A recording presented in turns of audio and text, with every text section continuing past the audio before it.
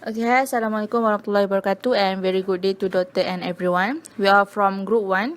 I would like to present about the United Conventions on the Law of the Sea, LOSC 1982, but our group will focus on Malaysia contribution on the Third United Nations Conference on the Law of the Sea, UNCLOS III, from 1973 until 1982. But before I proceed with my part, I would like to introduce myself first. My name is Sorhayatun Nur Akmal binti Solehuddin, and my matric number 261986. And as we aware that the signing of the United Nations Conventions on the Law of the Sea, or LOSC, is a success from the Third United Nations Conference on the Law of the Sea, UNCLOS III. But before the creations of UNCLOS III, there was UNCLOS I and UNCLOS II. UNCLOS I was held in Geneva on 24 April until 29 April in 1958, and there was 4 conventions under UNCLOS I, or known as 1958 Geneva Conventions. The Conventions on the Territorial Sea and the Contiguous Zone, the Conventions on the High Sea, the Conventions on Fishing and Conservation of the Living Resources of the High Sea, and the last one is the Conventions on the Continental Shelf. Due to the failure of the UNCLOS I, then it was drive to the creations of UNCLOS II. And UNCLOS II was held in Geneva too on March 17 until April 26 in 1960. And due to the failure of this both conference, and then UNCLOS III was created on 1973 until 1982. UNCLOS III was created with aim on restructuring the legal regime of the entire world ocean and produce a comprehensive codified law of the sea due to the failure of UNCLOS I and II. The UNCLOS III was really significant and vital as it provides a valuable lesson for future formulations of law to govern a global commons areas that lie beyond the limits of national jurisdiction. UNCLOS III very important as it covers a wide range of ocean issues and provides the legal framework for the sustainable of development. According to the Non-Aligned Movement, or NAM, UNCLOS III known as one of the most comprehensive legal instruments negotiated under the auspices of the United Nations. And UNCLOS III emerged as an important part of the international legal system and also served as an important instrument for the protection of the marine environment. For problem statement part, Malaysia was one of the 160 countries that participated in the UNCLOS III. Malaysia was played a pivotal role during the drafting and negotiating process of the draft text of LOSC. The conference provided many legal drafts made by other countries that are concerned about territorial sea. Regarding to this matter, a lot of delegations from many countries that tried to negotiate with each other during the negotiation session with the overarching goal of creating a comprehensive convention draft that would eventually be beneficial to all human races in governing the oceans and maritime related matter. This involvement really crucial to Malaysia to ensure that Malaysia would not lose any opportunity or chance to defend and fulfill our own national interests.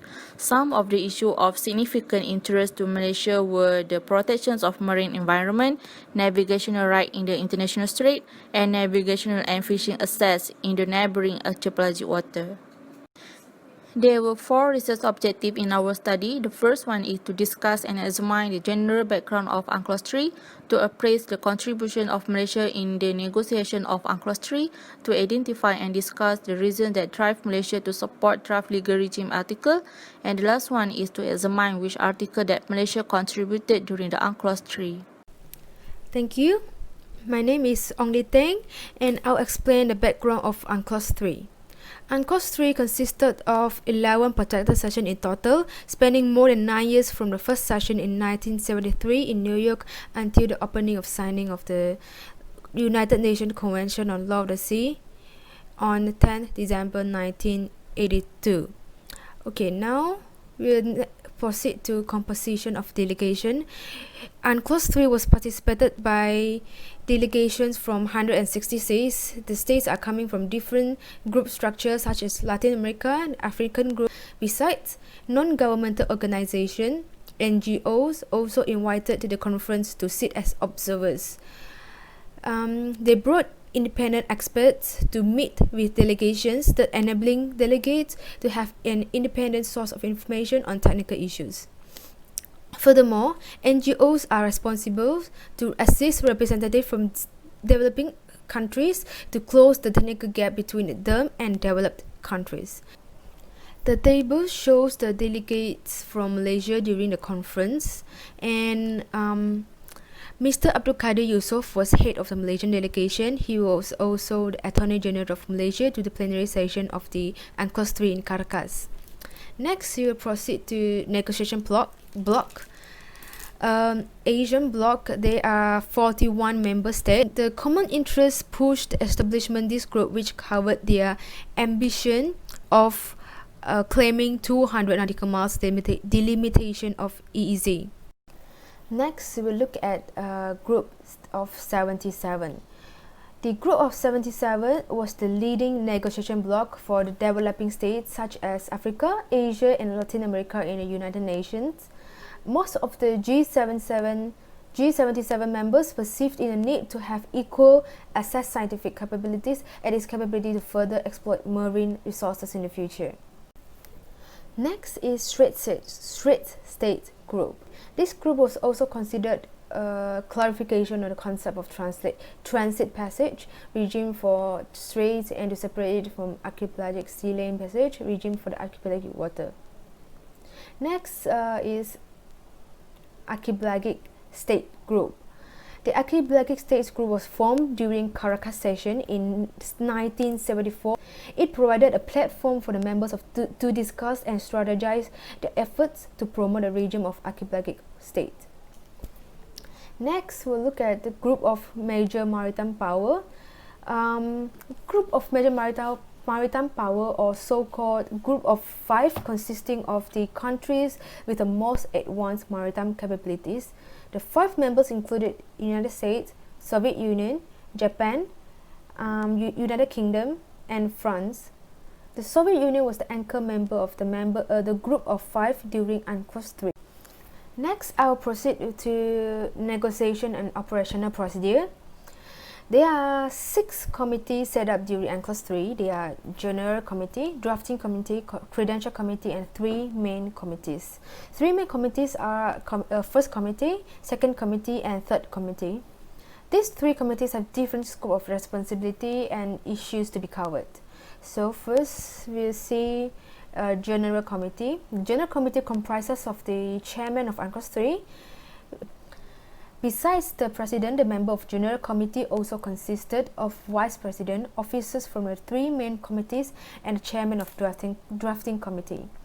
The role of this committee is to discuss the draft agenda of the conference and coordinate the work of 3 committees.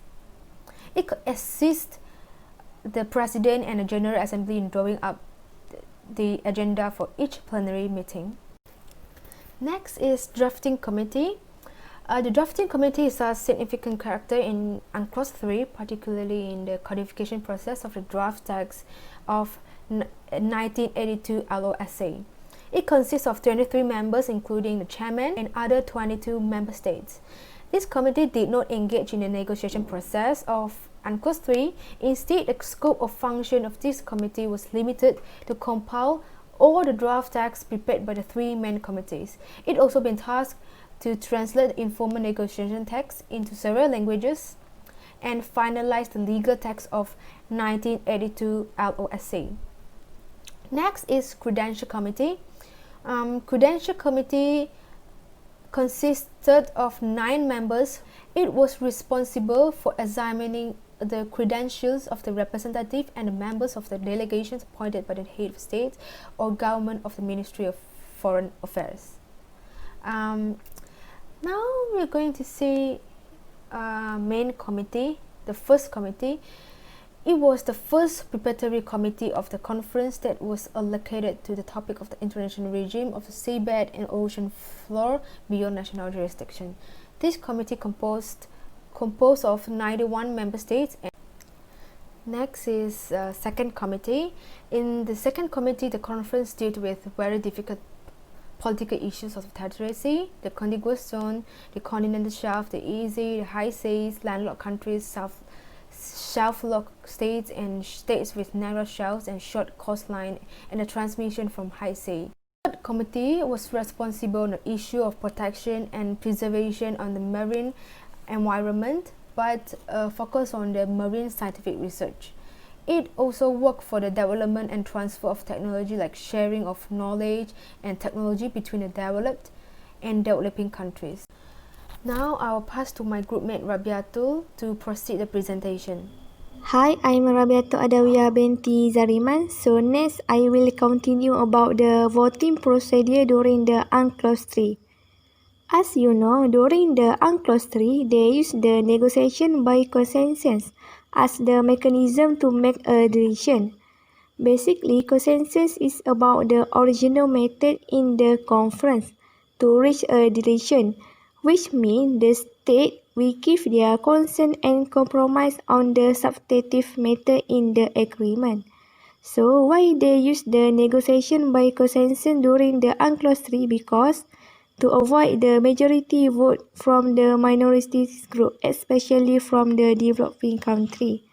For example, consensus already used by the General Assembly regarding on the seabed and ocean floor issue. Why General Assembly used this consensus? Because to manage the problem among the state and reach consensus among the largest number of the states with competing interests. As a conclusion, negotiation by consensus might be the one way to make a right decision because all states will got their interests and can achieve equality among them. So next, I will continue about the package deal during the UNCLOS III. Package deal is a procedure to be followed at the conference session. It is important because to ensure the effectiveness of the meeting, where the work among the communities will be progress at the same page. This is a comprehensive approach that all main problems are addressed with fair giving between interest parties and interest groups. In a short, package deal will combine all the related issues as the main issue. If states agree with the package deal, it means states must agree with issue in the package deal. It ensures the effectiveness of the meeting as all the main problems are addressed. For example, in this table, there are examples the major issue that has been discussed as the package deal. All interests are categorized and arranged according to its related main issue. As a conclusion, package deal is about all the issues that were discussed in the package deal. That's all from me. Akma will continue for the next topic. Thank you. Thank you, Rabiatul Adawiyah, and here with me again, Surhaidatul Nur Akmal binti Salahuddin, and I will proceed with my part, Malaysia contribution to the development of 1982 LOSC. As we know that one of article that has supported by Malaysia is Article 55, Specific Legal Regime of the Exclusive Economic Zone, or EEZ. The motivations behind Malaysia's support this article is to protect and develop our marine resources in our coast. The EEZ seems provide a lot of advantages to coastal state, especially in order to safeguard our marine resources, and it was attract Malaysia delegations to support this article besides preventing any disputes such as overlapping, illegal exploiting, and any maritime dispute. The key provision in UNCLOS III on the EEZ is Article 55. It makes clear that EEZ is a regime that is neither under the sovereignty of the coastal state nor part of the high sea, but a special, sui generis regime or unique. Article 55 of LOSC, Specific Legal Regime of the EEZ. The EEZ is an area beyond and adjacent to the territorial sea, subject to the specific legal regime established in this part, under which the rights and jurisdictions of the coastal state and the right and freedom of other states are governed by the relevant provisions of this convention. It clearly stated that the maritime power which recognized that coastal state, especially developing coastal state, and constitute a majority at the conference, with the full respect to this article, they were not going to draw in from claims to exclusive right to the natural resources in the water in zone by the side of their coast. For instance, we can look at Malaysia-Indonesia dispute of EEZ in the northern region of the Strait of Malacca. All of important resources really beneficial to both countries in terms of political, social, and economic. As the delineations of EEZ boundary line is yet to be finalized, this situation has created uncertainty regarding the status of national fisheries jurisdictions for these both countries. And regarding to this dispute, it drives Malaysia to support this article to protect our sustainability of marine resources and prevent any circumstances dispute in the future. According to the Casivora, Malaysia delegate supported this article as necessary measure to protect Malaysia marine environments in the zone and to prevent pollution as much as possible, especially ship-based pollution, which has recently created a lot of serious marine problems for our country. And Article 55 really fully benefit from the access and exploitations of living and non-living resources of the zone and also enable the country to develop our emerging fishing. Thank you, Akmal. Before I proceed with next contribution, my name is Siti Aisyah binti Saad, metric number 261775. Another article that been proposed by Malaysian delegate is Article 42 on protection of marine environmental pollution in international trade. The main motivation behind Malaysia proposed the draft article is due to the pollution that happened in the shipping lane in Strait of Malacca. For example, in 1917, there is a lot of oil spill cases that caused damage to marine environment. So, to control and protect the marine environment, Malaysia delegate has proposed Article 42, which is law and regulation that littoral states are bound to follow in order to prevent, reduce, and control pollution regarding discharge of oil. The provision in the law and regulation also ensure the protection of marine environment in the strait. Next is Article 51 on navigational and fishing access and right in archipelagic water. The motivation behind the action is that Malaysia want to safeguard their interests in the archipelagic water. It shows that Malaysia is very concerned about the claiming as it can affect Malaysia's interests. So Malaysia delegate has support Article 51, which recognizes that archipelagic states shall respect the existing agreement and shall recognize traditional fishing in certain areas in archipelagic water. The existing agreement that has been mentioned refer to the bilateral treaty between Malaysia and Indonesia that was signed in February 1982. In the treaty, Indonesia permit Malaysia fishermen to fish by traditional method in Indonesia archipelagic water Anambas Island. Basically, based on the agreement, Malaysia have a right of access fishing in the archipelagic water as it been recognized in the LOSC. As our view, UNCLOS III involved 11 sessions for 9 years, starting from 1973 until 10 December 1982. There are many negotiation blocks involved to promote and defend the state interests such as Archipelagic State Group, Group of 77, ASEAN Group, and Strait State Group. Not to forget, during the conference, Malaysia also has sent few delegates, such as Mr. Hashim, Mr. Ghazali, and Mr. Shahrom. Besides that, we also can see Malaysia's contribution during conference, where Malaysia delegate has successfully proposed and support certain draft articles such as Article 42 on protection of marine environmental pollution in international trade, Article 51 on navigational and fishing access and right in archipelagic water, and last one, Article 55 on specific regime of the exclusive economic zone. In conclusion, UNCLOS III has led to the development of LOSC. Thank you. That's all from our group. Next, we will proceed with Q&A session.